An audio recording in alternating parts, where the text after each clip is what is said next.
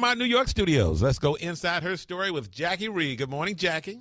Good morning, Tom, Sybil, and Jay. Listen, you guys, for many women, divorce can not only leave you with a broken heart, but some serious credit problems due to your ex doing things like not paying his bills post-divorce. I met a woman who told me it took her more than 7 years to fix her credit after her divorce. But there are ways to protect yourself. I'm going inside her story with credit repair specialist Paul Oster, who is the CEO of Better Qualify. Good morning, Paul. Listen, now I would think it's during the marriage that a spouse can do the most damage to your credit, depending on what accounts you share. But don't you and your credit reports kind of go separate ways after the divorce? I mean, how can an ex still do damage after the divorce papers are signed? Unfortunately, if a couple gets to the point where they're actually getting a divorce, both spouses, and oftentimes the woman for sure, needs to realize that a divorce decree does not supersede the original creditor agreement. Probably the most important thing that folks are going to take away from today's show. What that means is if a judge orders a spouse to pay all of the credit card bills and their joint accounts, and let's say there's $100,000 worth of debt in those credit card bills, and the woman says, okay, well, if he's going to pay that, and that offsets some of the other monies in the marital settlement agreement, she doesn't take as much from a savings account or a 401k because he's responsible for $100,000.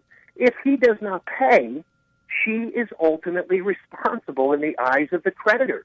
And it's an amazing thing. They don't care what the judge says. If you have joint accounts, it is imperative that they get closed immediately, they get separated, and they get paid. You cannot take his word for it. Obviously, if you're going through a divorce, there were problems already. We see the damage every single day, and I listen to women pouring their hearts out, but the judge said. And it's an amazing thing to me that more people do not realize that. Now, is it mostly women that you hear from in these types of situations? Because a lot of women still let their husbands handle the finances and really don't get involved in that. Do you still see that happening? Very large percentage of our clients have come through a divorce, and oftentimes it's the woman who suffers more. Maybe she only has the joint accounts with her husband, and her husband may have other individual accounts. And once the divorce goes through and those accounts get closed or they go into default, now it's a tremendous undertaking to try and reestablish the credit, settle the debt, and move forward in her individual credit life. This may sound crazy, but what happens to the credit if the couple decides to get back together? Then they would both be responsible at that point in time. It won't get any better. No. It doesn't. It doesn't have any effect. The marital status has no effect on credit, other than the fact that you may have joint accounts, together. So I speak all the time in front of groups, and I just tell them, congratulations, you're moving forward. You're going to get married, but you don't have to be married with credit. You can get the same credit cards, just get individual accounts, and you can pay those accounts out of a joint bank account.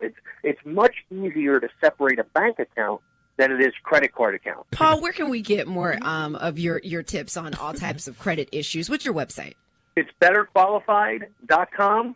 Paul, thank you so much. All right, ladies. It's cheaper to keep them. You said it, not me, Tom. .com. Paul, do you think prenups are smart? If you don't have a lot of money? Yeah, I can answer that one. No, but do you have to be rich and famous to have a prenup? No, and prenups are smart, but again, they don't supersede original agreement, and it's almost a separate issue to deal with.